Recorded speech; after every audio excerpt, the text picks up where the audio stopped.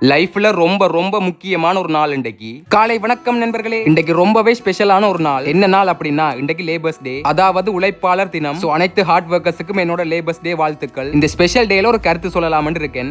Already நம்ம தலைவர் சொல்லிட்டார், இருந்தாலும் நான் சொல்றேன். இந்த உலகத்துல பணம் சம்பாதிக்கிறதுக்கு எவ்வளவு வேலை இருக்கு. பட் எவ்வளவு வேலை பார்த்தாலும் மனசுக்கு பிடிச்ச மாதிரி பார்க்கணும். அவன் அந்த வேலை, இவன் இந்த வேலை, அந்த கதையே வேண்டாம். ஒரே ஒரு வேலை, கை நிறைய சம்பளம், நிம்மதியான வாழ்க்கை. இதை விட ஒரு மனுஷனுக்கு என்ன வேணும்? அதோட இன்றைக்கு லேபர்ஸ் டே மட்டும் இல்ல, சித்ரா பௌர்ணமி விரதம் எதுக்கு பிடிக்கிறேன்னு எல்லாருக்கும் தெரியும். அண்ணனும் இன்றைக்கு விரதம். சோ பயிற்சியை எளியா முடிச்சிட்டு போற வழியில செம்போ வாங்கிட்டு வீட்டை போய் பார்த்தா மதிலுக்கு மேல பூனை நல்ல ஹாயா படுத்திருக்கிறார். வெளியில கோவில் அவ்வளவு சத்தம், அதுக்குள்ளேயே பயப்புள்ள நல்ல தூக்கம். சரி, அவன் தூக்கத்தை டிஸ்டர்ப் பண்ண வேணாம்னு நான் போயிட்டு தலைக்கு சேர்த்து குளிச்சிட்டு விரதத்துக்கு வாழையில வெட்டிட்டு அம்மாண்ட படத்துக்கு படைக்க ஸ்டார்ட் பண்ணேன். அந்த டைம் பார்த்து குணால் வந்தார். சோ இந்த இடத்துல ஒரு கிளாரிட்டி கொடுக்கலாம்னு இருக்கேன். நிறைய பேர் கேக்குறீங்க, எங்க அம்மாவை காணல, ஏன் அம்மாவை காட்டுறீங்க? இல்ல, இதுக்கான பதில் ஆல்ரெடி நான் ஃபுல் வீடியோல சொல்லியிருக்கிறேன். அதை தாண்டியும் நிறைய பேர் கமெண்ட் பண்றீங்க. சோ இப்ப புரிஞ்சுதா? ஓகே, இப்ப படையில முடிச்சிட்டு அப்படியே தீபம் காட்டிட்டு காக்காக்கு சாப்பாடு வைக்க போயிட்டேன். எதுக்கு காக்காக்கு சாப்பாடு வைக்கிறேன்னு கேட்டால் இதுக்கான சரியான ரீசன் எனக்கு தெரியல. பட் ஒரு சம்பிரதாயம், வச்ச கையோட வந்து சாப்பிட்டினம். அவ வந்து சாப்பிட்டா பிறகுதான் நாங்க சாப்பிடணும். அதன் பிறகு வாழையில போட்டு நானும் குணாலும் சாப்பிட்டோம். சாப்பிட்டு முடிய இன்றைக்கு டிஜே ப்ரோக்ராம், அதற்காக ரெடியாகி போயாச்சு. அங்க ஏர்லியாவே போயிட்டோம். போயிட்டு பார்த்தா ஒரு பெரிய சிக்கல். நாங்க ப்ரோக்ராம் ஸ்டார்ட் பண்ண வேண்டியது 7 மணிக்கு, ஆனா ஸ்டார்ட் பண்ணது 11 மணிக்கு. ஒரு மாதிரி அனைத்து தடைகளையும் தாண்டி ப்ரோக்ராம் சிறப்பா செஞ்சுட்டு வந்தாச்சு. நிறைய பேர் வந்து பாத்தீங்க, பேசினீங்க, ரொம்ப சந்தோஷம். நீங்கள் இல்லாமல் நான் இல்லை. சோ இத்துடன் முடிச்சுக்கொள்றேன்.